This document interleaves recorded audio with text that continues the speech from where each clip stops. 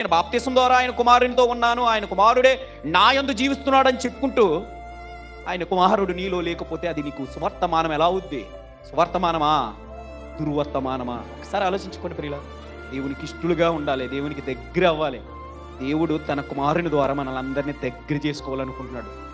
కాబట్టే మన శిక్షను ఉచితంగా కొట్టేయాలనుకుంటున్నాడు. అందుకే అమూల్యమైనది తన కుమారుని రక్తం, మూల్యము చెల్లించలేనిది.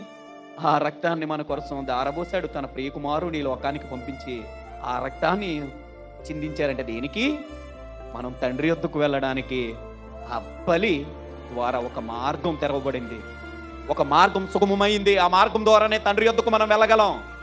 ఆ మార్గంలోనికి మనం వెళ్ళకుండా, క్రీస్తును అంగీకరించకుండా ఈ లోకంలో చీకటి బ్రతుకులు బ్రతికి వెళ్ళ చచ్చిపోతే నువ్వు ఎక్కడికి పోతావు? నీ బ్రతుకులు ఈ రోజు హ్యాపీ అనుకుంటే ఆ హ్యాపీ ఒకనాడు నీతో ఉండదు, గుర్తుపెట్టుకో.